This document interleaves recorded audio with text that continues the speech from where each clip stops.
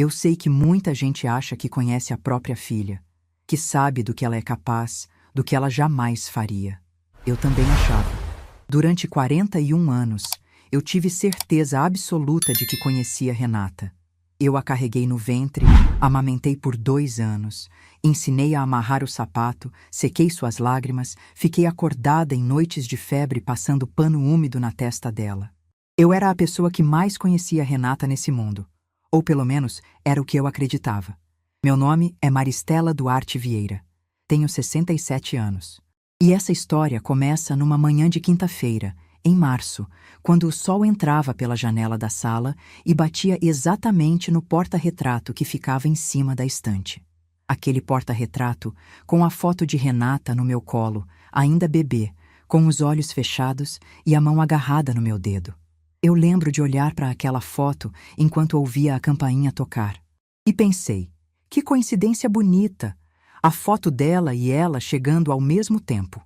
Mas não tinha nada de bonito no que veio depois. Abri a porta e encontrei Renata, meu genro Eduardo e uma mulher que eu nunca tinha visto. Renata estava de blazer, cabelo preso, maquiagem feita, como se estivesse indo para uma reunião de trabalho, não para a casa da mãe. Eduardo, como sempre, estava um passo atrás dela, com aquele sorriso de quem já sabe o roteiro. E a mulher se apresentou como Cristina, consultora de bem-estar para a terceira idade. Consultora de bem-estar. Gravem esse nome, porque o que aquela mulher veio fazer na minha casa não tinha nada a ver com o meu bem-estar. Eu fiz o que sempre fiz a vida inteira. Ofereci café, coloquei água para ferver, peguei as xícaras boas, aquelas que só usava para visita, e arrumei biscoitos num prato. Enquanto eu preparava tudo na cozinha, ouvia a conversa abafada dos 3 na sala. Não conseguia entender as palavras, mas reconhecia o tom. Era o tom de quem está repassando um plano, de quem está alinhando o discurso antes da apresentação. Servi o café. Sentei na minha poltrona, a mesma poltrona onde sentei por 20 anos, corrigindo provas dos meus alunos, onde li centenas de livros, onde adormeci tantas vezes com Renata no colo, assistindo desenho. Minha poltrona, na minha sala, na minha casa. Renata colocou a xícara na mesa sem beber. Abriu uma pasta azul que trouxe dentro da bolsa e começou a falar. No começo, pareciam frases soltas, ensaiadas. Mãe, a gente tem se preocupado muito com a senhora. A casa é grande demais para uma pessoa só. Tem coisas que a senhora não consegue mais fazer como antes. Cada frase era um tijolo sendo colocado numa parede que ia me cercando. Eu escutava em silêncio, com a xícara na mão, sentindo o café esfriar entre meus dedos. Então ela tirou os folhetos da pasta. Coloridos, com fotos de idosos sorrindo em jardins floridos, quartos amplos com cortinas claras, mesas de refeitório com frutas e flores, parecia propaganda de resort, mas no topo de cada página, em letras pequenas, estava escrito: Residencial Recanto da Serenidade. Instituição de longa permanência para idosos. Asilo. Minha filha estava me mostrando um asilo. Meu estômago gelou, mas meu rosto não mudou. 32 anos dando aula me ensinaram a manter a compostura quando tudo desmorona por dentro. Já recebi notícia de aluno em situação difícil, sem derramar uma lágrima na frente da turma. Já ouvi absurdos de pais em reunião escolar, sem levantar a voz. Eu sabia controlar o que meu rosto mostrava. E naquele momento, esse controle foi a coisa mais importante que eu tinha. A tal, Cristina começou a falar sobre qualidade de vida, envelhecimento ativo, convivência assistida. Cada expressão era bonita, polida, embalada para presente. Mas por baixo de cada palavra, eu ouvia o que elas realmente diziam. A senhora está no caminho, precisamos da senhora longe. Eduardo não falava, só concordava com a cabeça como um boneco articulado. De vez em quando soltava um "é verdade" ou "a Renata pesquisou bastante". Ele estava ali como figurante. O roteiro era de Renata, mas a ideia, disso eu tinha certeza, era dele. Eu deixei todos falarem. Deixei a consultora terminar sua apresentação. Deixei Eduardo concordar 15 vezes. E esperei Renata olhar nos meus olhos. Quando ela finalmente olhou, eu perguntei com a voz mais calma que consegui: Renata, você quer que eu saia da minha casa? O silêncio durou talvez 3 segundos. mas pareceu uma vida inteira. Eu vi minha filha engolir em seco. Vi a mandíbula dela travar. Vi os olhos piscarem rápido, como faziam quando ela era criança e ia contar uma mentira. E então ela disse, com uma firmeza que me cortou por dentro, de um lado ao outro, como uma lâmina fria passando devagar: Mãe, aqui é seu lugar agora. A gente vai cuidar de tudo. Aqui é seu lugar agora. Como se o asilo já fosse um fato consumado. Como se eu já não morasse mais na minha própria casa. Como se a decisão já tivesse sido tomada sem mim, sobre mim, apesar de mim. Olhei para Renata e procurei nos olhos dela algum vestígio da menina que corria para o meu colo quando tinha pesadelo. A menina que me fazia cartão no Dia das Mães com glitter e coração torto. A menina que dizia, mamãe, nunca me larga, tá? Quando eu deixava ela na escola. Procurei essa menina nos olhos da mulher sentada na minha frente. Não encontrei. O que encontrei foram números. Os olhos da minha filha tinham virado uma planilha de Excel. E na linha final dessa planilha, eu era uma despesa a ser cortada. Respirei fundo. Coloquei a xícara na mesa. E fiz algo que ninguém naquela sala esperava. Levantei da poltrona devagar. Fui até meu quarto sem dizer uma palavra. Ouvi o silêncio atrás de mim. Aquele silêncio nervoso de quem não sabe se o plano está funcionando ou desmoronando.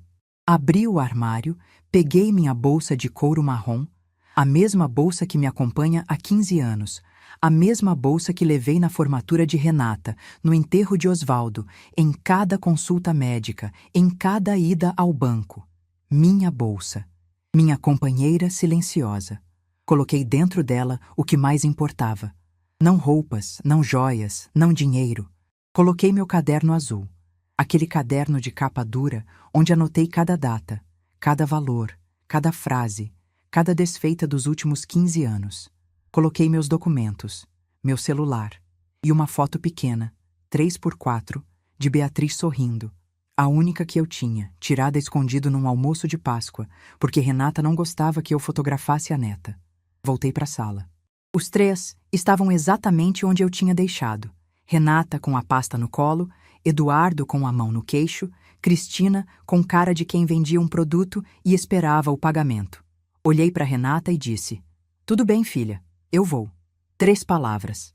3 palavras que carregaram 42 anos de amor, de sacrifício, de madrugadas sem dormir, de salário gasto inteiro com ela, de sonhos adiados, de vontades engolidas.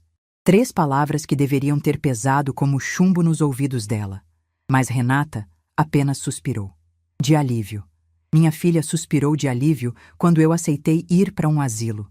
Isso doeu mais do que qualquer coisa que ela tinha dito. Eduardo se ofereceu para me levar de carro. Eu recusei. Disse que chamaria um táxi.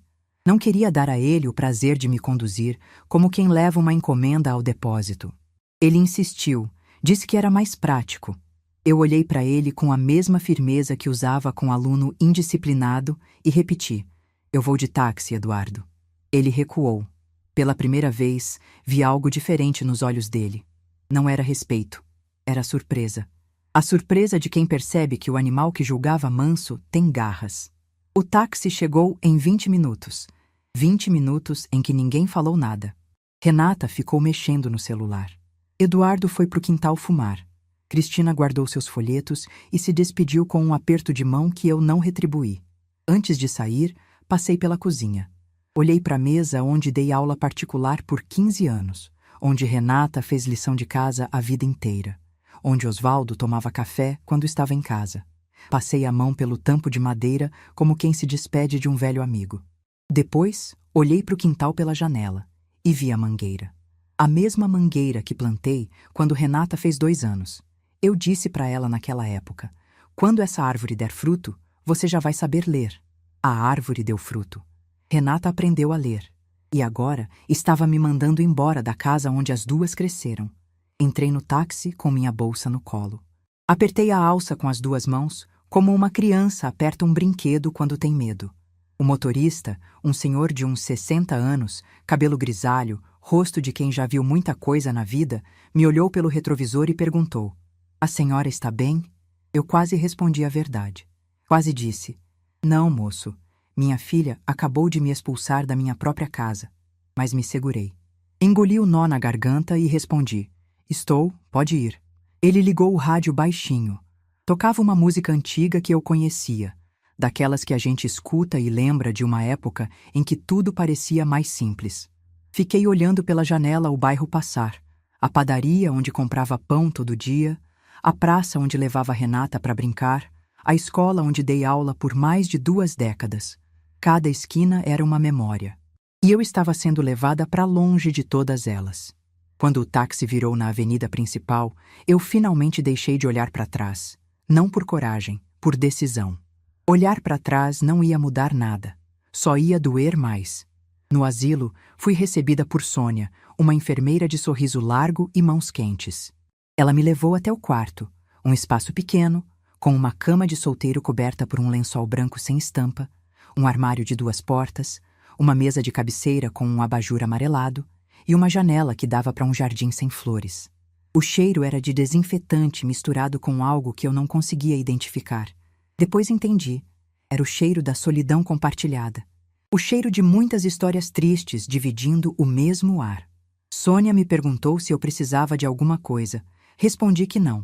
Ela saiu e fechou a porta com cuidado, como quem fecha a porta de um quarto de criança que acabou de dormir.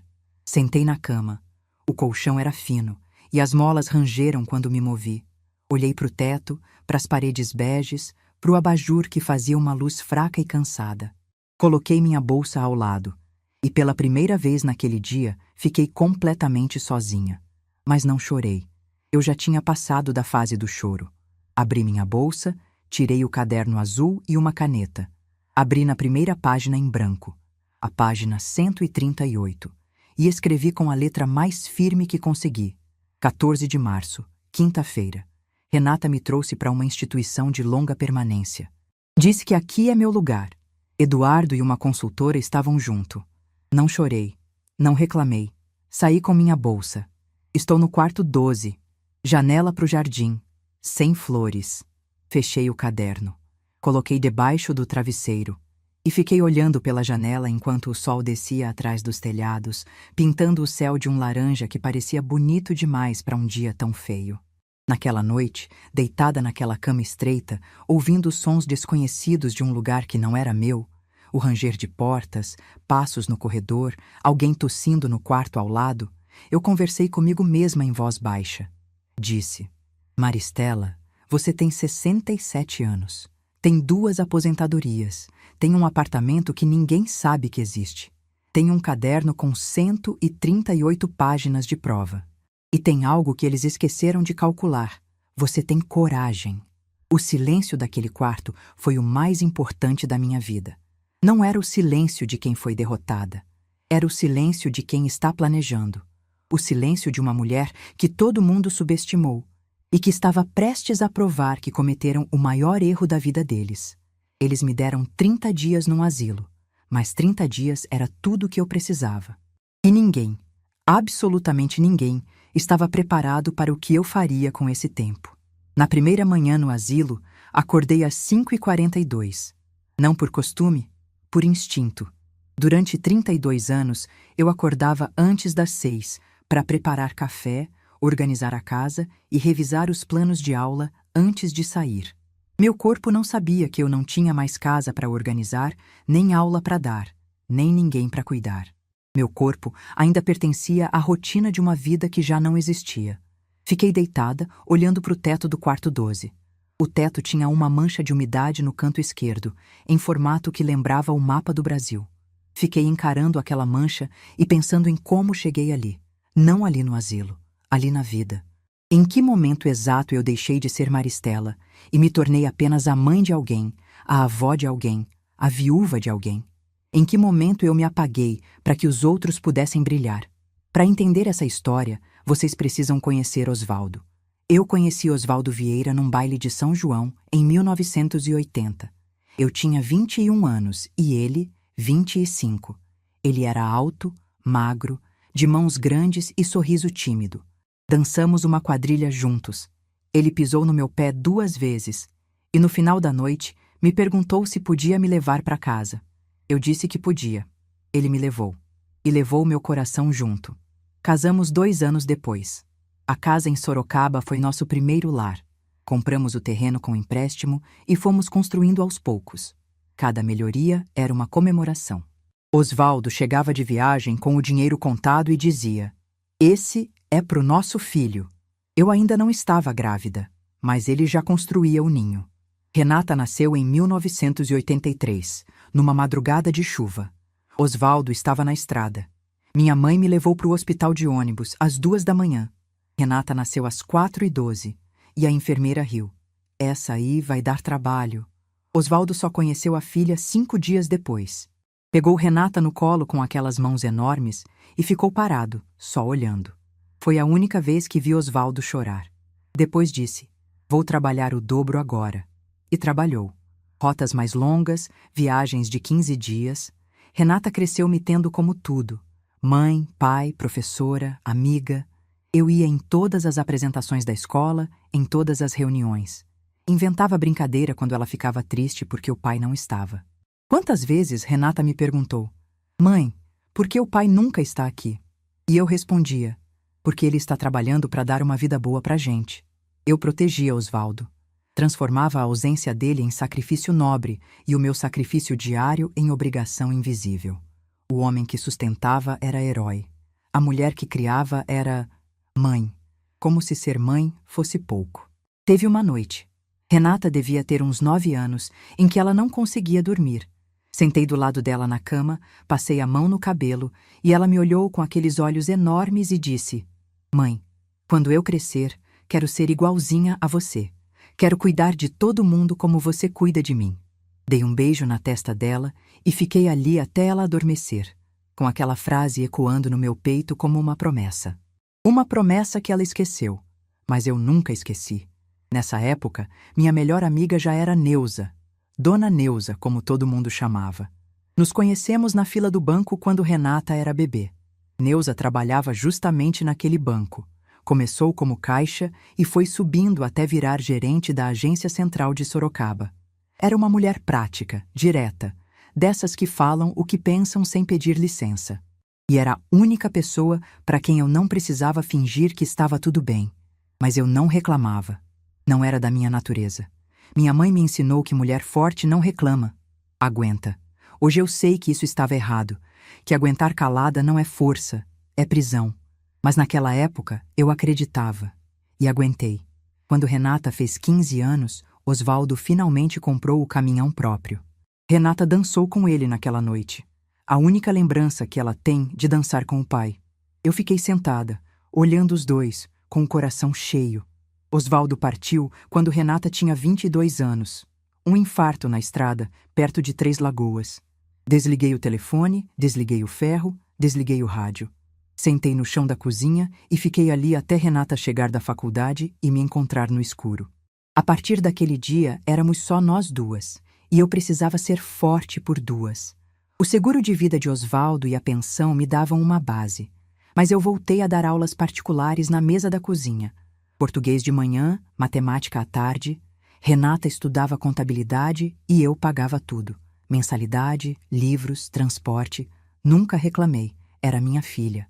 Foi nessa época que comecei o caderno. Capa dura azul marinho, 200 folhas pautadas. Minha mãe sempre dizia: "Maristela, mulher precavida nunca fica desamparada." Então, comecei a anotar tudo. No começo, era só controle financeiro. Depois, virou registro, virou memória, virou prova. Renata se formou aos 24. Eu economizei durante 1 ano inteiro para pagar a festa de formatura. Vendi o relógio que Osvaldo me deu no nosso 10º aniversário de casamento, o único objeto de valor que ele me deu na vida.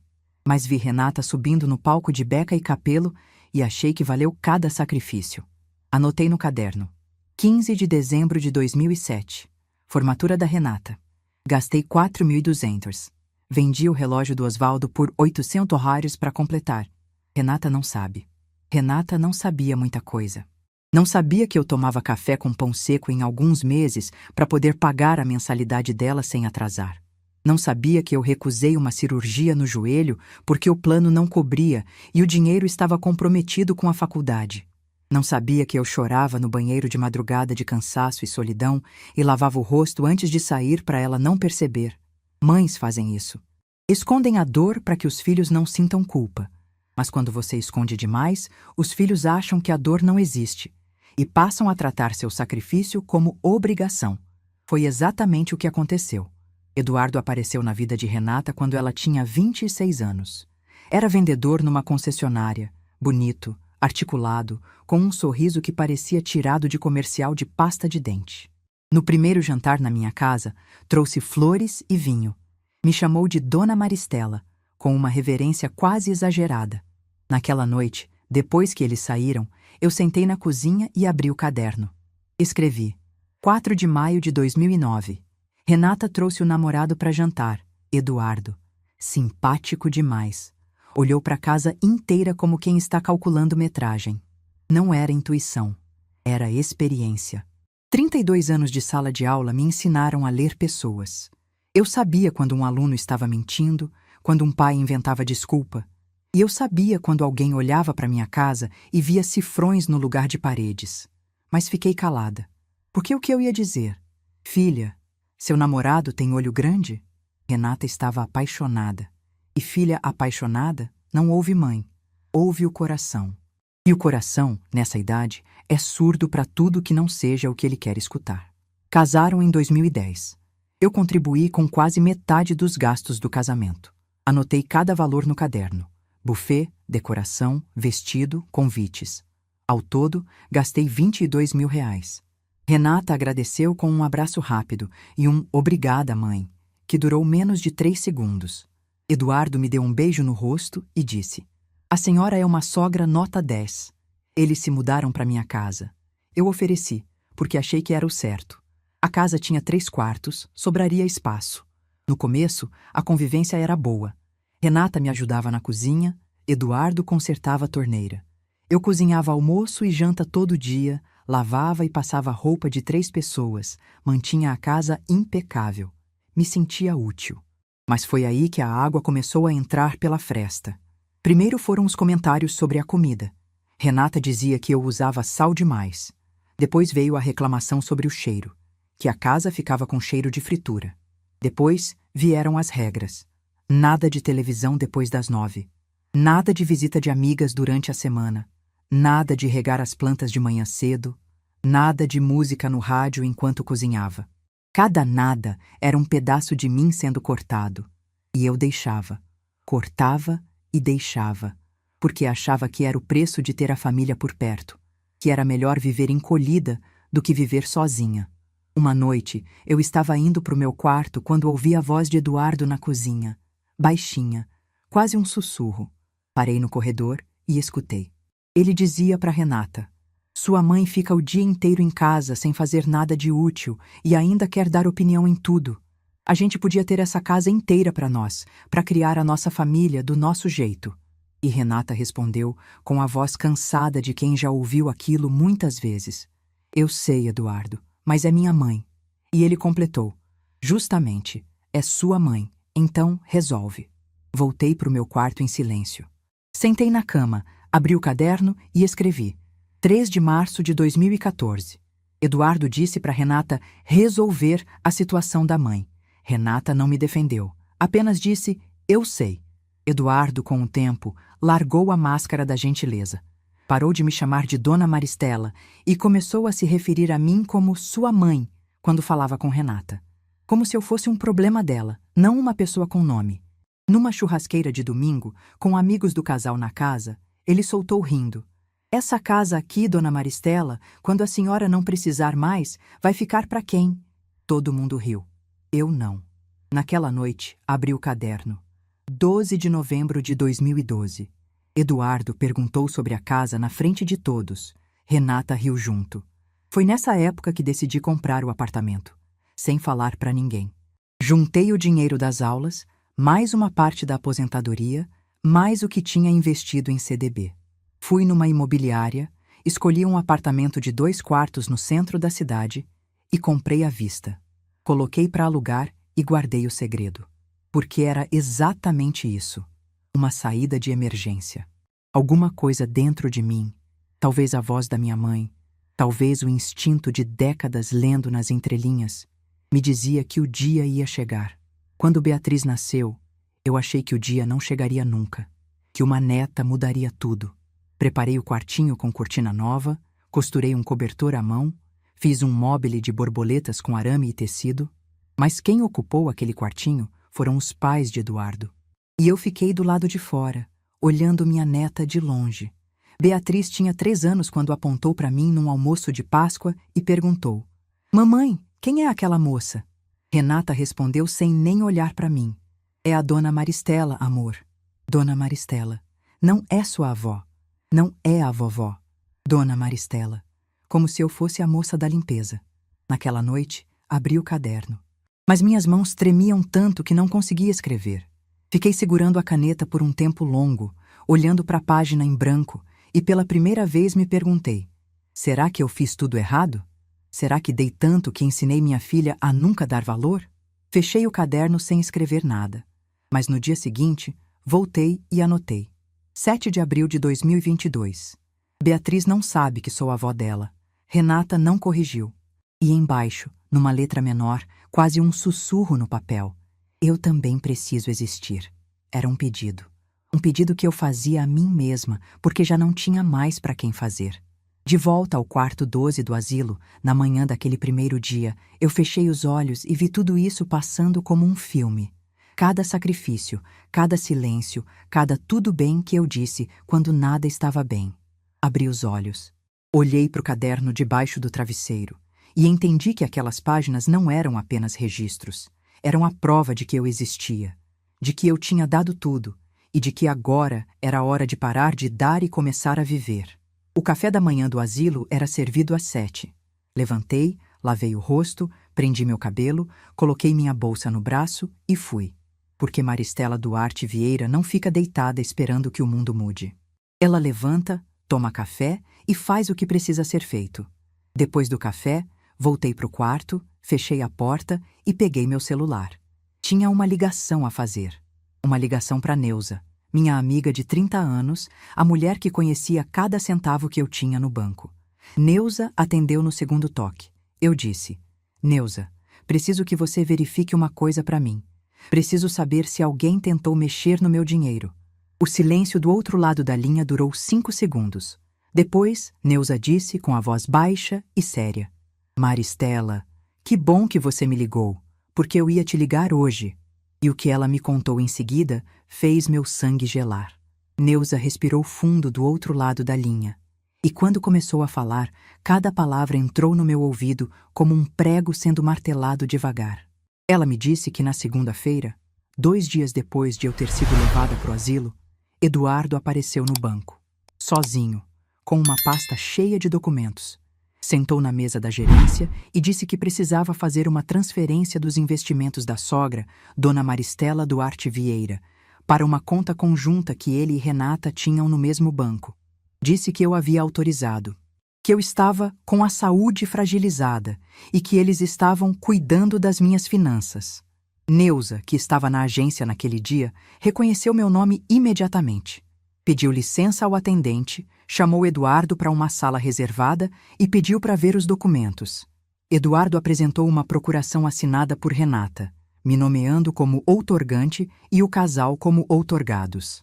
O problema, e Neuza percebeu na hora, é que a procuração não tinha minha assinatura com firma reconhecida. Tinha apenas uma assinatura que tentava imitar a minha. Tentava. Mas quem conhece minha letra há 30 anos não se engana. Neuza disse para Eduardo que a documentação estava incompleta e que não seria possível fazer a transferência. Eduardo insistiu, disse que era urgente, que eu estava numa clínica de repouso e que não tinha condições de ir ao banco pessoalmente. Neuza manteve a posição. Disse que sem minha presença ou uma procuração com firma reconhecida em cartório, nenhuma movimentação seria autorizada. Eduardo saiu do banco visivelmente irritado. Mas antes de sair, Neuza ouviu ele falando ao telefone no estacionamento. Não deu. Vamos ter que dar um jeito nessa procuração. Neuza me contou tudo isso com a voz trêmula. Não de medo, de raiva. Ela disse: Maristela, eu conheço você há 30 anos. Eu sei que você está lúcida, saudável e perfeitamente capaz. O que esse rapaz tentou fazer no banco tem nome. e eu registrei tudo no sistema como ocorrência interna. Fiquei em silêncio por um tempo. Não por choque, eu já esperava algo assim. Desde aquela noite no corredor, quando ouvi Eduardo dizer para Renata, resolve, eu sabia que a casa era o primeiro passo, o dinheiro seria o segundo, e me colocar num asilo era a forma de tirar o obstáculo do caminho. O que eles não sabiam, o que ninguém sabia, é que eu não era obstáculo, eu era a dona de tudo, e estava perfeitamente acordada. Agradeci Neuza e pedi que ela não fizesse nada por enquanto, que apenas monitorasse qualquer tentativa nova de acesso às minhas contas. Ela concordou, mas antes de desligar disse: Maristela, se precisar de qualquer coisa, a qualquer hora, me liga. Você não está sozinha. Quando desliguei, minhas mãos tremiam, mas não de fraqueza. Tremiam da mesma forma que tremem quando você segura algo pesado por muito tempo e finalmente decide colocar no chão. Eu estava colocando no chão décadas de submissão, e o peso saindo dos meus ombros fazia meu corpo inteiro vibrar. Abri o caderno. Página 139. Escrevi tudo. Data, hora, o que Neuza me contou, a tentativa de Eduardo, a procuração falsa, a frase que ele disse no estacionamento, tudo registrado, tudo documentado, como uma professora faz, com método, com precisão, sem emoção na caneta. A emoção eu guardei para o travesseiro. Naquela noite, não dormi. Fiquei deitada no escuro do quarto 12, ouvindo os sons do asilo, os passos das enfermeiras no corredor, o ronco distante de algum morador, o vento batendo na janela. E montei meu plano. Cada peça no lugar, cada passo calculado. Eu não podia errar. Não por medo de perder dinheiro, mas porque se eu errasse, eles diriam que eu era incapaz, que estava confusa, que precisava de tutela. E aí sim eu perderia tudo, não só os bens, mas minha liberdade. Na manhã seguinte, depois do café, voltei para o quarto e fiz a segunda ligação. Dessa vez para Valéria. Doutora Valéria Mendes, advogada e especialista em direito do idoso. Minha ex-aluna da 4ª série. Valéria foi uma das crianças mais inteligentes que passaram pela minha sala de aula. Filha de uma costureira e de um pedreiro, morava num bairro simples e a mãe não tinha condições de comprar material escolar. Durante 3 anos, eu comprei caderno, lápis, borracha e livros para Valéria com meu próprio dinheiro. Nunca contei para ninguém, nem para Osvaldo. Era entre mim e aquela menina de olhos curiosos que devorava cada livro que eu colocava na mão dela. Valéria se formou em Direito com bolsa integral. No dia da formatura, me mandou uma carta que guardo até hoje dentro do meu caderno azul. Professora Maristela, a senhora me ensinou a ler. Agora eu vou ler as leis para proteger gente como a senhora. Quando liguei, Valéria atendeu no primeiro toque. Parecia que estava esperando. Eu disse: Valéria, é a professora Maristela. Preciso da sua ajuda. Ela respondeu sem hesitar: Professora, me diz onde e quando. Estou a caminho. Contei tudo por telefone, cada detalhe, desde o dia em que Renata apareceu com a consultora até a tentativa de Eduardo no banco. E enquanto eu falava, ia lendo do caderno, datas, valores, frases. Cada página era uma peça do quebra-cabeça que eu montava há anos, sem saber que um dia precisaria montar. Valéria ficou em silêncio por um longo tempo quando terminei. Depois disse com a voz firme e controlada: Professora, o que fizeram com a senhora se enquadra em pelo menos 3 situações previstas no Estatuto do Idoso. Vamos resolver isso, mas vamos resolver do jeito certo. Em 3 dias, Valéria organizou tudo. Veio me visitar no asilo numa quarta-feira à tarde, com uma pasta cheia de documentos para eu assinar. Quando entrou no meu quarto e viu onde eu estava, seus olhos se encheram de água. Mas ela engoliu e disse: Não vou chorar aqui, vou trabalhar. E trabalhou. Primeiro, cancelamos a procuração antiga que Renata tinha em meu nome. Valéria preparou um documento de revogação que assinei com firma reconhecida. Ela trouxe um tabelião móvel até o asilo. O homem me olhou, fez as perguntas de praxe para confirmar que eu estava lúcida, e eu respondi cada uma olhando nos olhos dele, com a clareza de quem deu aula por 32 anos. Segundo, transferimos todos os meus investimentos para contas que só eu poderia acessar. Neuza coordenou tudo do lado do banco. Cada CDB, cada aplicação, cada centavo foi movido para uma conta individual, com senha nova, token novo, tudo no meu nome, e somente no meu nome. Terceiro, e essa foi a decisão que pesou mais, autorizei Valéria a entrar em contato com uma imobiliária para avaliar e colocar à venda os meus 2 imóveis. A casa em Sorocaba, onde Renata e Eduardo moravam, e o apartamento do centro que estava alugado. Quando Valéria me perguntou se eu tinha certeza sobre a casa, eu olhei para ela e disse: Valéria, eu construí aquela casa tijolo por tijolo com meu marido. Pintei parede grávida, carreguei cimento, plantei árvore no quintal. Cada canto daquela casa tem minha história. Mas história não precisa de parede para existir. Ela existe aqui. E apontei para o meu peito. Depois apontei para o caderno. E aqui. Valéria assentiu. Não discutiu. Apenas disse: Vou cuidar de tudo, professora. Na segunda semana no asilo, algo inesperado aconteceu. Eu comecei a conhecer as pessoas ao meu redor. Não como moradores de um asilo, como pessoas. Com histórias, com dores, com dignidade escondida debaixo de pijamas desbotados. Dona Juraci, do quarto ao lado, tinha 74 anos e foi parar ali porque os 3 filhos venderam a casa dela sem ela saber. Assinaram documentos em nome dela usando uma procuração que ela deu de boa fé quando estava internada com pneumonia. Quando saiu do hospital, não tinha mais casa. Os filhos disseram que era pro bem dela. Juraci me contou isso numa tarde no jardim, descascando laranja com as mãos, sem chorar. Disse que já tinha passado da fase do choro. Eu entendi perfeitamente. Seu Valdir, de 80 anos, era do quarto no final do corredor. Viúvo, ex-metalúrgico, mãos grossas e voz mansa.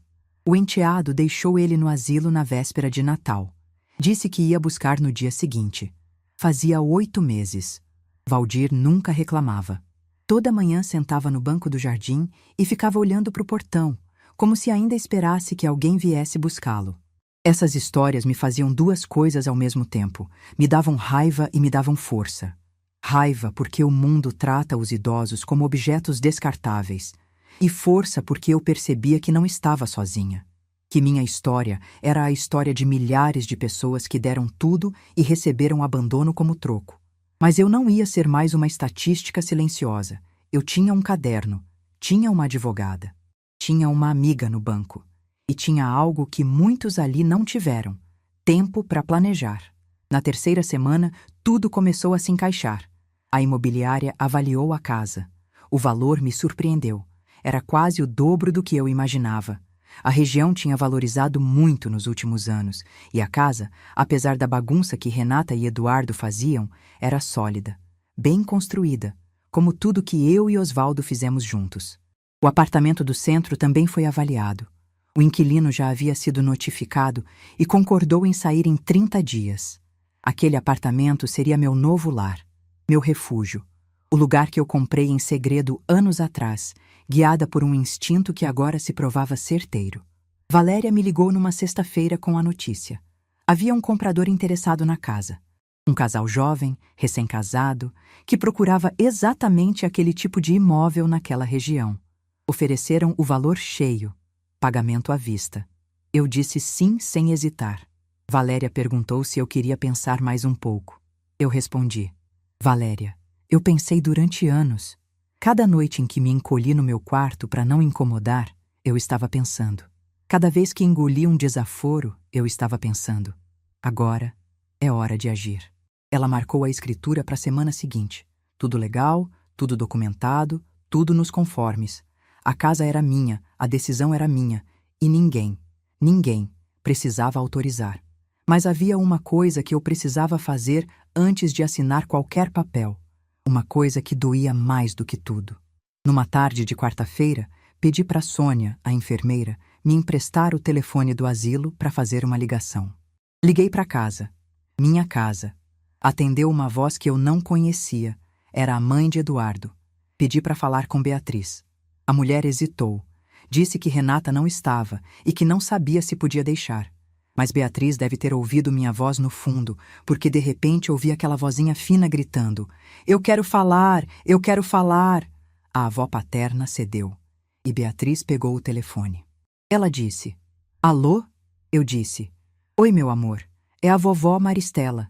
E Beatriz respondeu algo que me partiu ao meio e me reconstruiu ao mesmo tempo. Vovó, onde você está? A mamãe disse que você foi viajar. Você vai voltar para me contar história? Fechei os olhos, apertei o telefone, respirei fundo para a voz não tremer. Respondi: Vou sim, meu bem, a vovó vai voltar. Mas agora preciso que você faça uma coisa para mim. Nunca esquece que a vovó te ama, tá? Mesmo longe, mesmo sem aparecer, a vovó te ama todos os dias. Beatriz disse: Tá bom, vovó. Eu também te amo. Tchau. E desligou. Como criança faz. Rápido, sem cerimônia, sem saber o peso do que acabou de dizer. Eu fiquei com o telefone na mão por mais 1 minuto. Sônia, que estava por perto, colocou a mão no meu ombro sem dizer nada. Não precisava. Ela entendia.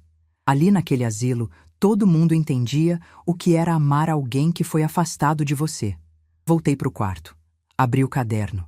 Na página 143, escrevi: Beatriz me chamou de vovó. Pela primeira vez. Disse que me ama. E embaixo: é por ela também que eu preciso ser forte. Fechei o caderno.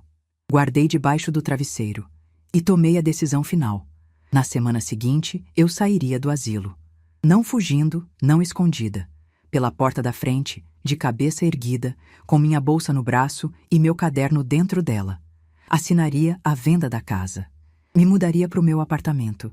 E esperaria, porque faltava uma peça. A peça mais importante.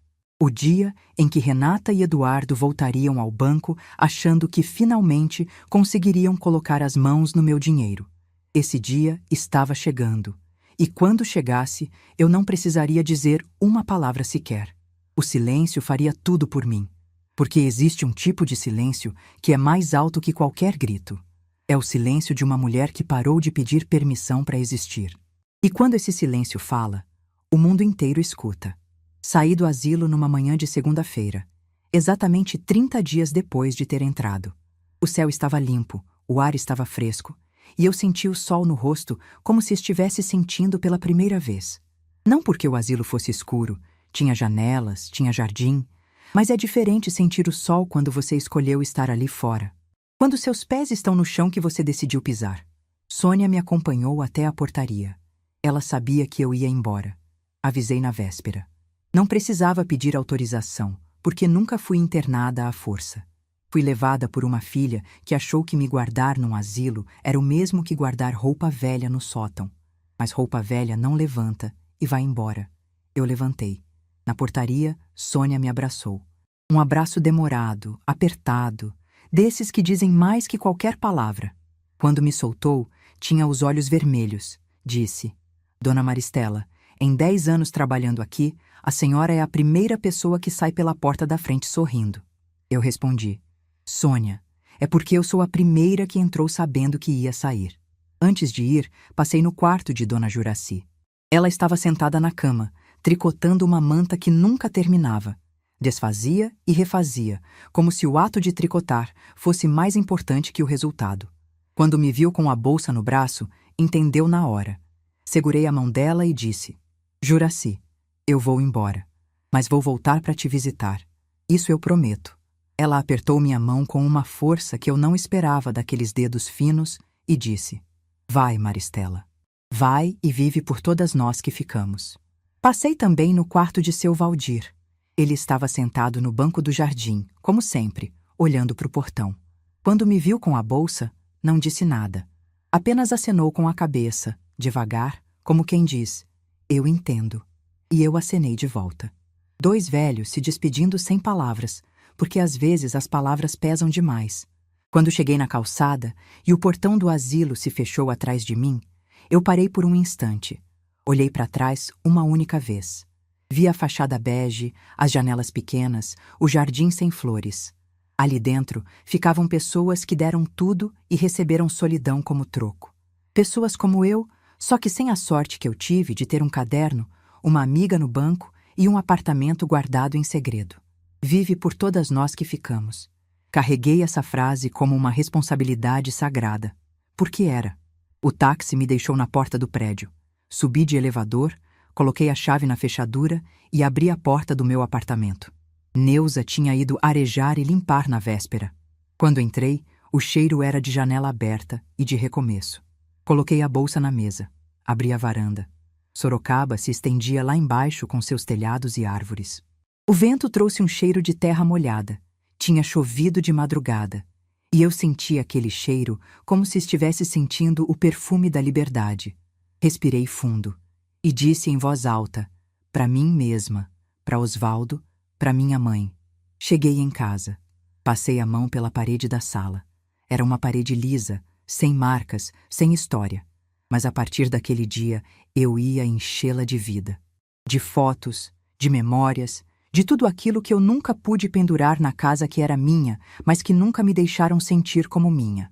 Nos dias seguintes, organizei minha nova vida com a ajuda de Neuza. A escritura de venda da casa foi assinada na terça-feira. O casal jovem pagou à vista. O dinheiro entrou na minha conta, aquela conta que só eu acessava, e quando vi o saldo na tela do celular, senti algo difícil de descrever. Não era alegria, era soberania.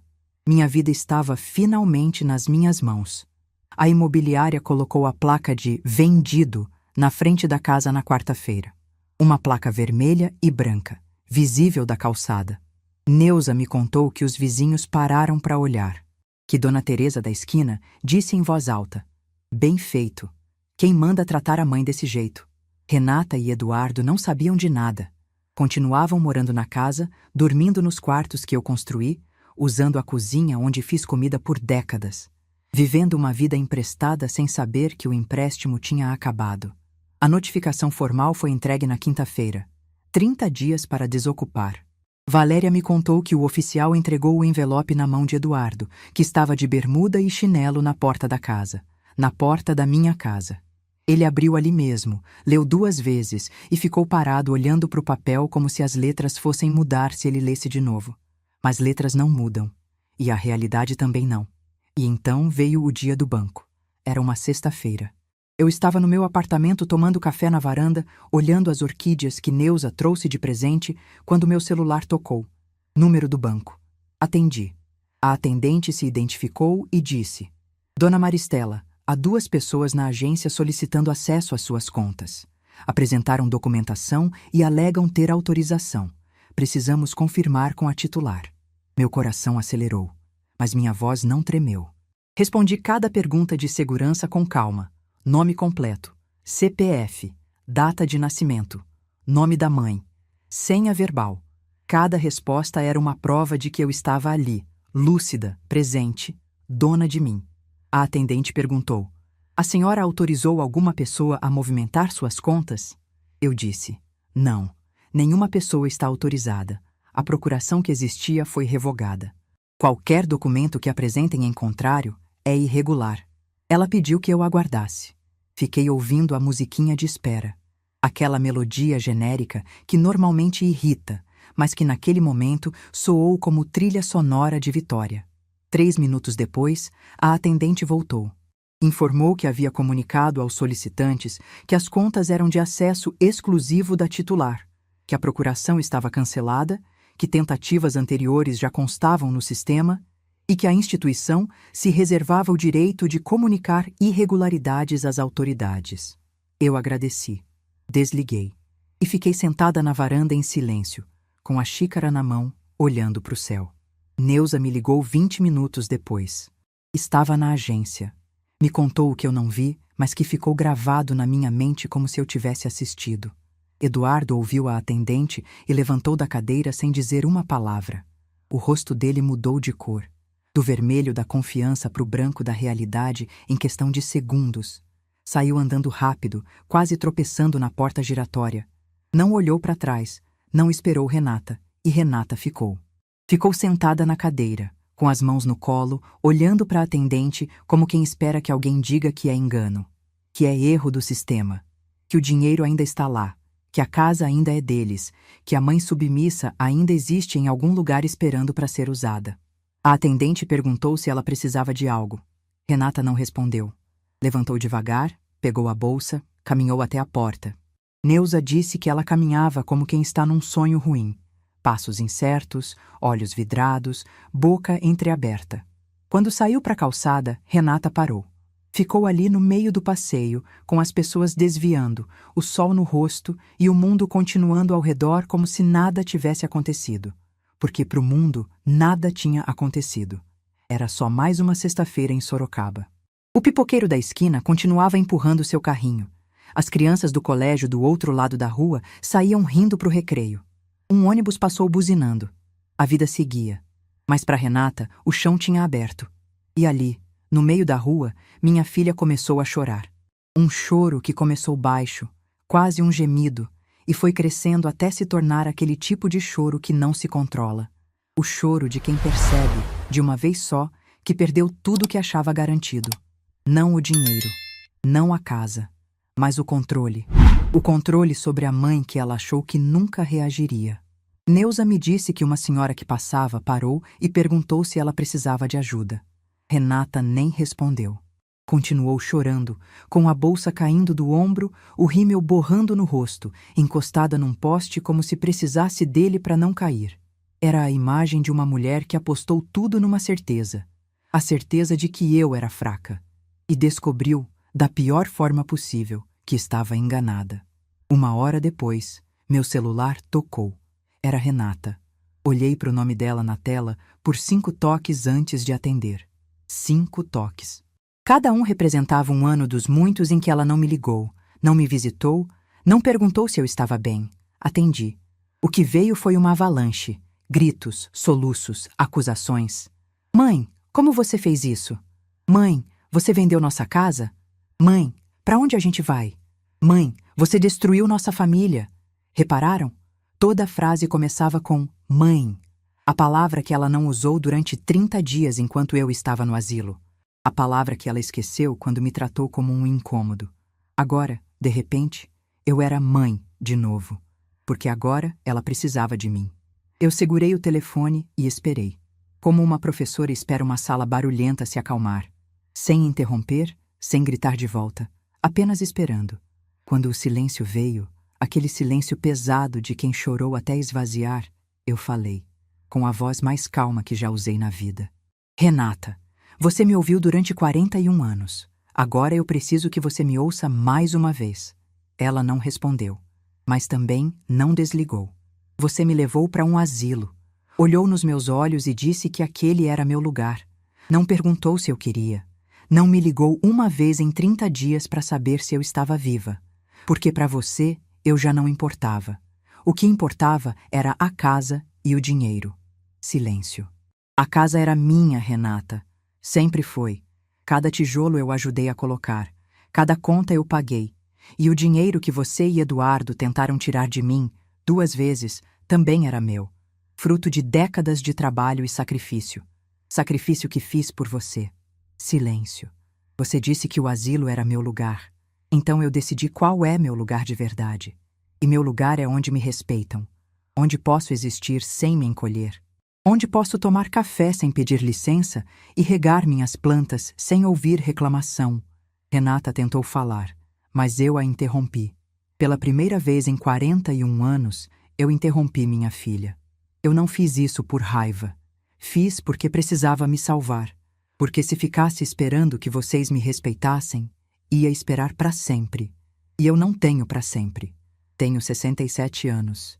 E cada dia que me resta, vou viver do meu jeito. Então, disse a frase que ensaiei em silêncio durante 30 noites naquele quarto de asilo. Você escolheu meu lugar, filha. Agora eu estou escolhendo o meu. E desliguei. Coloquei o telefone na mesa. Olhei para as orquídeas. Tomei o último gole do café que já estava frio. E percebi que minhas mãos não tremiam mais. Pela primeira vez em anos, estavam absolutamente paradas. O celular tocou de novo. Renata. Não atendi. Tocou outra vez. Eduardo. Não atendi. Uma terceira vez. Número desconhecido. Não atendi. Peguei o aparelho, desliguei e guardei na gaveta. Depois fui até a cozinha, lavei minha xícara, sequei com o pano de prato, guardei no armário. Cada gesto simples e cotidiano parecia novo. Parecia meu. Parecia o primeiro gesto de uma vida que eu finalmente estava vivendo para mim. Naquela noite, abri o caderno na página 147. Escrevi a data, a hora e uma única frase. Hoje, Pela primeira vez em 67 anos, eu me escolhi. Fechei o caderno. Coloquei na mesa de cabeceira. Deitei na minha cama, no meu quarto, no meu apartamento. E dormi a noite inteira, sem acordar uma vez sequer, sem sonhar com nada. Apenas dormindo como uma mulher em paz, porque era isso que eu era agora. Finalmente, uma mulher em paz. 8 meses. 8 meses se passaram desde aquela manhã em que saí do asilo com minha bolsa no braço e meu caderno dentro dela. E se alguém me perguntasse o que mudou nesses 8 meses, eu diria tudo e nada, porque eu continuo sendo Maristela. Só que agora, eu sei quem Maristela é. Estou sentada na varanda do meu apartamento enquanto conto essa história. São 6 da tarde. O sol está descendo atrás dos prédios de Sorocaba e pintando o céu daquele laranja que parece encomendado. Na minha frente, as orquídeas que Neuza me deu estão floridas, brancas com miolo roxo, firmes no vaso, bonitas sem precisar de plateia. Do lado, uma xícara de café meio cheia. Na mesa de cabeceira do meu quarto, a foto 3x4 de Beatriz sorrindo. Aquela mesma foto que tirei escondida no almoço de Páscoa e que enfiei na bolsa no dia em que saí de casa. Toda manhã, quando acordo, é a primeira coisa que vejo. E toda manhã digo baixinho: "Bom dia, meu amor." Nos primeiros meses aqui, eu precisei reaprender a viver. Parece exagero, mas não é. Quando você passa décadas vivendo em função dos outros, esquece como é tomar decisões simples. Que hora acordar, o que cozinhar, para onde ir, como gastar o próprio dinheiro. Eu ficava parada na frente da geladeira sem saber o que fazer de almoço. Não porque não soubesse cozinhar, mas porque não sabia o que eu queria. Eu sempre cozinhava o que os outros gostavam. Nunca me perguntei o que eu gostava. Descobri que gosto de sopa. Sopa de legumes, simples, com bastante cenoura e um pão torrado do lado. Descobri que gosto de ler à noite, com a luz do abajur e o silêncio do apartamento. Descobri que gosto de caminhar de manhã cedo, quando as ruas ainda estão molhadas do sereno e o ar tem cheiro de terra. Descobri que gosto de ficar sozinha, e que ficar sozinha não é a mesma coisa que ser solitária. Neuza aparece quase todo dia. Às vezes traz pão da padaria, às vezes só passa para tomar café e conversar. Numa dessas tardes, sentada na minha varanda, ela me olhou com aqueles olhos firmes de gerente de banco e disse: "Maristela, eu te conheço há 30 anos e posso dizer com toda certeza, a mulher que está sentada na minha frente agora não é a mesma que eu conhecia. Você renasceu." Eu ri. Disse que não tinha renascido, que eu sempre fui essa mulher. Só que estava escondida debaixo de tantas camadas de obrigação, de culpa, de medo de incomodar, que nem eu mesma conseguia me ver. O que aconteceu nesses meses não foi um renascimento. Foi uma escavação. Eu cavei até me encontrar. Voltei a dar aulas particulares. Não por dinheiro. Com a venda da casa e meus investimentos, tenho mais do que preciso para o resto da vida. Mas porque ensinar é o que me mantém viva. Tenho 3 alunos no prédio.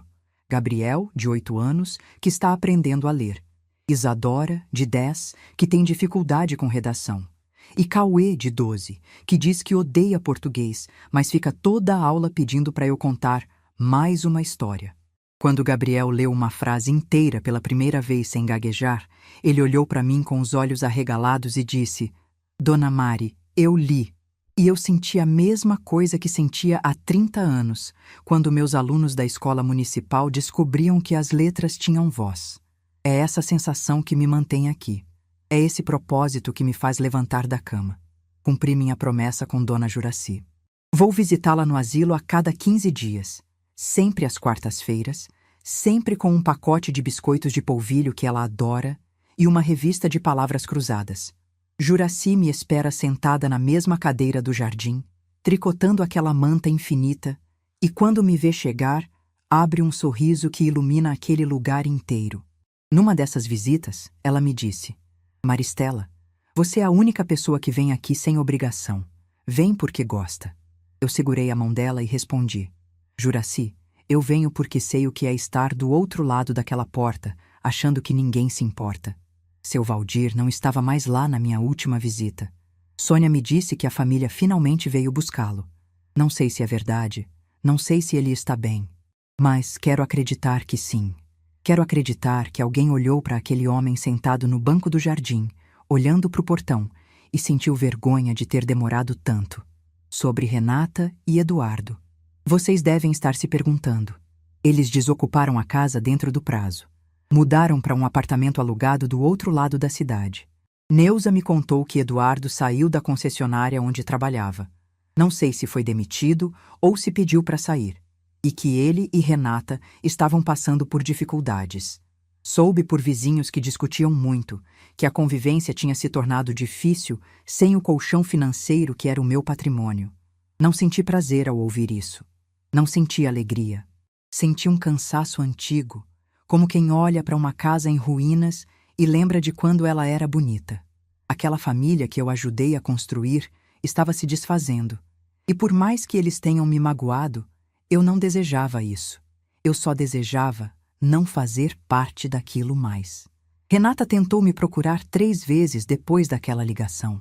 Na primeira, mandou uma mensagem longa, dizendo que estava arrependida, que queria conversar. Não respondi. Na segunda, apareceu na portaria do prédio. O porteiro me ligou. Eu disse que não queria receber visita. Na terceira, mandou uma carta pelo correio. Uma carta escrita à mão, 2 páginas, com manchas que pareciam lágrimas secas no papel. Eu li a carta. Li inteira, sentada na minha poltrona, com o café na mão. Renata dizia que havia errado, que Eduardo a influenciou, que ela nunca quis me magoar. Pedia desculpas pela forma como me tratou, pelo asilo, pela procuração, e terminava dizendo: Mãe, eu sei que não mereço seu perdão, mas queria que a senhora soubesse que eu sinto sua falta todos os dias. Dobrei a carta. Guardei no caderno azul, entre as páginas 147 e 148, e chorei. Não de raiva, não de tristeza, de luto, porque eu estava fazendo o luto da filha que eu tive e da mãe que eu fui. As 2 mulheres já não existiam mais. No lugar delas, havia 2 outras tentando descobrir quem eram sem a outra. Respondi a carta 2 semanas depois. Escrevi apenas: Renata, eu recebo suas palavras. Quando houver respeito de verdade, não desespero, não necessidade, respeito, a porta do meu apartamento estará aberta. Até lá, cuide de você e da Beatriz. Com amor, sua mãe. Não recebi resposta, mas também não esperava. Beatriz, minha neta. A ferida que nunca fecha completamente e que eu não quero que feche, porque dói do tipo que lembra que a gente ama. No aniversário de 5 anos dela, mandei um presente pelo correio. Embrulhei numa caixa de papelão com papel de seda amarelo. A cor do sol, a cor da alegria. Dentro, coloquei o mesmo livro de histórias que eu lia para Renata quando ela era pequena.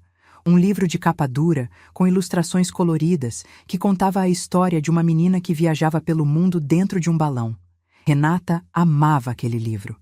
Pedia para eu ler toda noite, e eu lia fazendo vozes diferentes para cada personagem, até ela adormecer. Na primeira página, escrevi com a minha letra mais caprichada: Para Beatriz, da vovó que nunca esqueceu de você. Mesmo quando me fizeram ir embora, você morava aqui dentro. E desenhei um coração ao lado, torto, porque minha mão já não é firme como antes. Mas era um coração de verdade, feito com tinta e com tudo que eu sinto. Não sei se Renata deixou Beatriz abrir o presente. Não sei se ela leu a dedicatória. Mas sei que um dia Beatriz vai crescer. Vai fazer perguntas que ninguém quer responder. Vai querer saber por que a avó sumiu, por que nunca mais apareceu nos almoços de domingo, por que tinha uma foto dela guardada num caderno azul cheio de datas e números. E quando esse dia chegar, eu vou estar aqui, com o caderno aberto, esperando para contar a minha versão. Outro dia, passei de carro pela rua onde ficava a minha casa. Não de propósito. Estava voltando de uma consulta médica e o motorista do aplicativo pegou aquele caminho. Quando virei a esquina e vi a casa, meu coração apertou. Estava diferente. O casal novo tinha pintado a fachada de azul claro, trocado o portão, colocado vasos de flor na janela. Estava bonita, cuidada, viva. Mas o que me parou o coração foi a mangueira. A mesma mangueira que plantei quando Renata fez 2 anos, aquela que eu disse: Quando essa árvore der fruto, você já vai saber ler.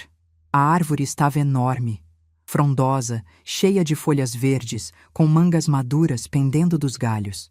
O casal novo tinha colocado um banquinho embaixo dela e uma criança brincava na sombra. A vida continuava naquela casa. Outras histórias estavam sendo escritas ali, debaixo da mesma árvore que eu plantei. E aquilo, em vez de me dar tristeza, me deu paz. Porque eu entendi que as coisas que a gente planta não pertencem a gente para sempre. Elas pertencem ao mundo. Assim como eu não pertencia àquela casa, eu pertencia a mim mesma. Na semana passada, fiz algo que nunca tinha feito na vida. Viajei sozinha. Peguei um ônibus para Gramado, uma cidade que eu sonhava em conhecer desde que vi numa reportagem da televisão há 40 anos. 40 anos eu adiei esse sonho. 40 anos eu disse, um dia eu vou. E nunca fui, porque sempre tinha alguém para cuidar, alguém para esperar, alguém que precisava de mim mais do que eu precisava de mim mesma. Gramado era mais bonito do que eu imaginava. As ruas de pedra, as lojas de chocolate, as flores em cada esquina, o frio gostoso que fazia meu nariz ficar vermelho. Andei por tudo. Comi fondue pela primeira vez, comprei um cachecol roxo que era caro demais, mas que eu quis porque era bonito e porque eu podia. Na última noite, sentei num banco na Praça Central, com chocolate quente na mão e o cachecol novo no pescoço. Ao redor, casais passeavam, crianças corriam, a vida acontecia como acontece em todo lugar. E eu estava ali, sozinha, mas não solitária, inteira, pela primeira vez. Olhei para o céu e pensei em Osvaldo. Pensei na minha mãe. Pensei em tudo que vivi e em tudo que ainda quero viver. E disse baixinho, pro vento, para quem quisesse ouvir, eu cheguei até aqui e estou bem. Hoje, quando olho para trás, vejo uma mulher que se apagou durante décadas para que os outros brilhassem. Uma mulher que confundiu amor com sacrifício, que confundiu paciência com submissão, que confundiu silêncio com força. Essa mulher ainda mora dentro de mim, mas agora ela tem companhia, porque ao lado dela existe outra Maristela, uma que aprendeu que amar os outros não pode custar a própria existência. Meu caderno azul tem 153 páginas escritas. As últimas 6 são diferentes das outras. Não tem datas de desfeitas, valores emprestados ou frases amargas. Tem receitas de bolo que eu inventei, nomes de livros que estou lendo, lugares que quero visitar, coisas que me fazem sorrir. O caderno que começou como registro de dor está virando um diário de vida. E se tem uma coisa que eu aprendi nesses 67 anos, uma coisa que eu carrego agora como se fosse escrita no peito, é isso. Ninguém pode te tirar de um lugar que você mesma escolheu ocupar. Podem te tirar da casa, da família, da rotina. Mas o lugar de verdade, aquele que ninguém alcança, é o que você constrói dentro de você. E esse lugar eu finalmente encontrei. Eles acharam que me colocar num asilo era me guardar numa gaveta. Mas gavetas se abrem. E quando essa se abriu, eu saí com tudo que era meu. Minha dignidade, meu dinheiro, minha história. Eles ficaram com as mãos vazias, exatamente como me fizeram sentir por anos. Mas eu saí com as mãos cheias, de coragem, de paz, de futuro. E se vocês me perguntarem se valeu a pena, eu respondo sem pensar. Cada segundo de dor valeu, porque me trouxe até aqui, até essa varanda, até esse café, até essa versão de mim que eu não conhecia e que agora não largo mais. Meu nome é Maristela Duarte Vieira, tenho 67 anos, e essa foi a história de como perdi tudo, e encontrei o que mais importa. Se essa história tocou seu coração, deixe seu like, se inscreva no canal e comente aqui embaixo. No meu lugar, o que você faria? Sua mensagem pode iluminar o dia de alguém.